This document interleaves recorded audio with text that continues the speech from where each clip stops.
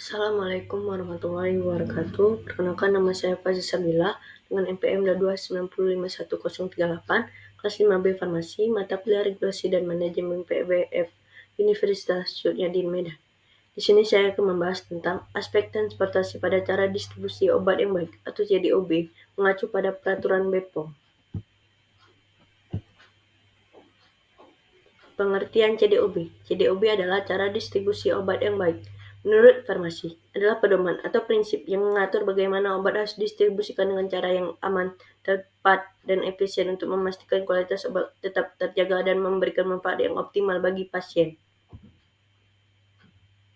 Umum, selama proses transportasi, harus diterapkan metode transportasi yang memadai. Obat atau bahan obat harus diangkut dengan kondisi penyimpanan sesuai dengan informasi pada kemasan produk.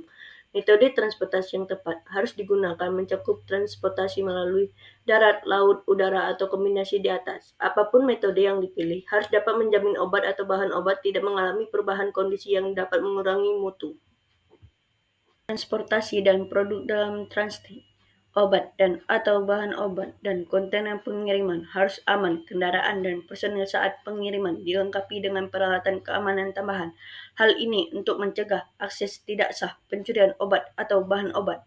Area penyimpanan khususnya untuk obat-obat yang berpotensi untuk disalahgunakan pada kontainer pengiriman harus mempertimbangkan risiko keamanan. Pengiriman dilengkapi dokumentasi agar memudahkan saat identifikasi dan verifikasi kepatuhan terhadap persyaratan yang ditetapkan. Kondisi penyimpanan obat atau bahan obat harus dapat dipertahankan selama transportasi. Jadwal pengiriman dan rencana perjalanan harus disiapkan sesuai kebutuhan dan kondisi setempat, serta harus realistis dan sistematis dan mempertimbangkan risiko keamanan. Selama transit atau pemberhentian penempatan kendaraan harus mempertimbangkan dan memperhatikan faktor keamanan. Jika terjadi kondisi yang tidak diharapkan selama transportasi, harus segera dilaporkan kepada fasilitas distribusi dan penerimaan obat atau bahan obat tidak lebih dari 24 jam setelah terjadi kondisi yang tidak diharapkan. Kondisi yang tidak diharapkan yang dimaksud adalah seperti kecelakaan, pencurian atau kehilangan, keadaan force majeure, bencana alam, kerusuhan, dan lain-lain. Kendaraan mengalami kerusakan, perjalanan terhambat, dan berisiko pada mutu obat yang dikirim. Penerima menemukan adanya kondisi yang tidak diharapkan pada produk, maka harus dilaporkan pada fasilitas distribusi. Jika perlu, fasilitas distribusi menghubungi industri farmasi untuk mendapatkan informasi mengenai langkah yang harus diambil. Yang dimaksud dengan kondisi yang tidak diharapkan terkait produk adalah kerusakan kemasan, ketidaksesuaian dengan dokumen pengiriman, misalnya item produk jumlah nomor batch, ketidaksesuaian kondisi pengiriman yang dipersyaratkan untuk produk rantai dingin dan atau terjadi perubahan fisik produk, misalnya perubahan bentuk dan warna. Terhadap pesanan obat atau bahan obat yang ditolak disebabkan oleh hal yang disebutkan pada poin sebelumnya, maka harus dilakukan hal sebagai berikut. Produk harus dibawa kembali dan diserahkan kepada pengirim. Memberi notifikasi kepada pengirim terkait kesalahan dokumen pengiriman yang ditindaklanjuti dengan revisi dokumen pengiriman. Tersedia prosedur tertulis untuk menyelidiki dan menangani kegagalan pemenuhan persyaratan penyimpangan suhu kendaraan yang digunakan untuk pengiriman harus dalam kondisi baik dan layak jalan. Kondisi ruangan penyimpanan dalam kendaraan harus mampu menjaga mutu produk. Obat dan atau bahan obat harus disimpan dan diangkut sesuai dengan prosedur agar identitas obat dan atau bahan obat tidak hilang, produk tidak mencemari dan tidak terkontaminasi oleh produk lain. Ada tindakan pencegahan yang memadai apabila terjadi penyalahgunaan, kerusakan, dan pencurian, dan kondisi lingkungan yang tepat dipertahankan, misalnya menggunakan rantai dingin cold cam untuk produk termolabil. Isi rutenya, pengemudi pengiriman termasuk pengemudi kontrak harus dilatih CDOB dalam bidang yang terkait dalam pengiriman. Pelatihan CDOB terkait pengiriman mencakup prosedur pengiriman, penanganan obat atau bahan obat, selama pengiriman, penanganan jika terjadi kondisi yang tidak diharapkan, dan pemahaman terhadap persyaratan dokumen pengiriman. Prosedur tertulis harus tersedia untuk kegiatan dan pemeliharaan semua kendaraan dan peralatan yang terlibat dalam proses distribusi, termasuk pembersihan dan tindakan keselamatan. Harus diperhatikan bahwa bahan pembersih yang digunakan tidak boleh menimbulkan efek buruk pada mutu obat dan atau bahan obat. Tumpahan produk. Apabila terjadi tumpahan produk, maka harus dibersihkan segera mungkin untuk mencegah kemungkinan kontaminasi silang dan bahaya yang ditimbulkan. Prosedur tertulis harus tersedia untuk menangani kejadian tersebut.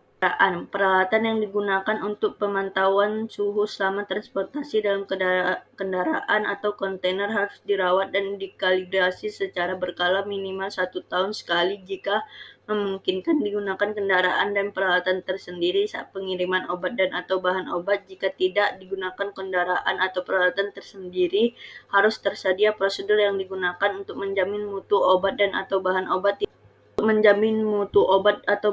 tidak mengalami perubahan. Tes distribusi melaporkan tempat yang digunakan sebagai hub transportasi termasuk pihak ketiga ke Badan POM, tembusan ke unit pelaksanaan teknisi di lingkungan Badan Pengawas Obat dan Makanan (UPT) BPOM setempat dan Dinas Kesehatan Provinsi dengan melampirkan hasil audit internal sarana yang melakukan distribusi yang bersangkutan terhadap fasilitas transportasi. Ini harus tersedia prosedur yang dapat menjamin integritas obat dan atau bahan obat di tempat transit. Sebagai contoh, jika digunakan program pengendalian segel untuk pengiriman transit, laporan harus dibuat secara berurutan dan mudah telusuri selama transit dan pada saat penerimaan. Integritas segel harus dimonitor dan penomoran harus diverifikasi. Harus tersedia prosedur tertulis yang dapat digunakan apabila ditemukan obat atau bahan obat palsu atau diduga palsu selama transportasi atau transit untuk obat atau bahan obat yang ditolak. Kadaluarsa obat dan atau bahan obat kembalian diduga palsu. Selama transportasi atau transit untuk obat dan atau bahan obat yang ditolak, kadaluarsa obat atau bahan obat kembalian diduga palsu harus disimpan terpisah, dikemas dengan aman, dan diberi label yang jelas serta dilengkapi dokumen atau dilakukan pemisahan secara sistem. Blokir secara sistem. Obat dan atau bahan obat dalam transit harus disertai dengan dokumentasi yang sesuai. Obat ditangani sedemikian rupa sehingga identitas obat dan atau bahan obat tidak hilang. Penanganan sebagai dimaksud meliputi cara pengemasan, pemisahan berdasarkan bentuk sediaan, material kemasan, dan segel kemasan. Penanganan sebagai dimaksud meliputi obat dan atau bahan obat tidak mencemari dan tidak tercampur oleh produk lain. Kendaraan dan kontainer harus dijaga agar bersih dan kering pada saat mengangkut obat dan atau bahan obat. Kemasan untuk pengangkutan dan kontainer harus dalam kondisi baik untuk mencegah kerusakan obat dan atau bahan obat selama transportasi. Harus tersedia prosedur tertulis terkait keamanan untuk mencegah pencurian obat atau bahan obat dan akses orang yang tidak berkepentingan terhadap obat dan atau bahan obat. Harus ada sistem pencatatan yang mencantumkan nomor dokumen tujuan pengiriman, nomor kendaraan yang digunakan, dan nama pengemudi yang mampu telusuri dalam proses pengiriman atau misalnya nomor kendaraan. Kerusakan kontainer, kehilangan, dan pencurian yang terjadi selama transportasi harus didokumentasikan dan dilaporkan ke fasilitas distribusi dan instansi terkait serta dilakukan penyelidikan. Pelabel-labelan kontainer pengiriman. Pada pelabelan harus digunakan nama singkatan atau kode internasional dan atau nasional. Persyaratan khusus untuk kondisi penyimpanan dan transportasi harus tercantum pada label. Kondisi yang memerlukan perhatian khusus saat pengiriman.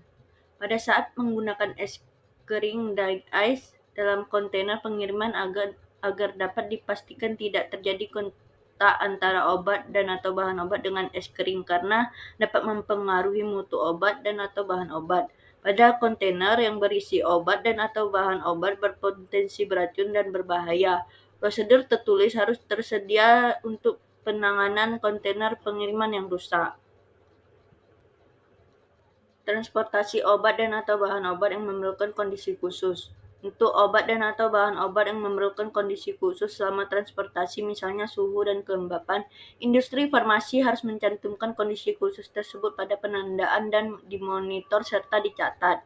Transportasi dan penyimpanan obat dan atau bahan obat yang mengandung zat berbahaya, misalnya beracun, bahan radioaktif, dan bahan berbahaya lainnya yang dapat menimbulkan risiko khusus dalam hal penyalahgunaan, kebakaran atau ledakan, misalnya cairan mudah terbakar atau menyala padatan dan gas bertekanan, harus disimpan dalam area terpisah dan aman, dan diangkut dalam kontainer dan kendaraan yang aman dengan desain yang sesuai dan harus memenuhi persyaratan sesuai dengan ketentuan peraturan perundang-undangan di tingkat nasional dan kesepakatan internasional. Kendaraan dan peralatan. Jika tidak digunakan kendaraan dan peralatan sendiri, harus tersedia prosedur tertulis untuk menjamin mutu obat dan atau bahan obat. Pembersihan yang sesuai harus dilakukan, diperiksa, dan dicatat. Harus tersedia prosedur tertulis untuk menjamin integritas dari obat dan atau bahan obat selama transportasi.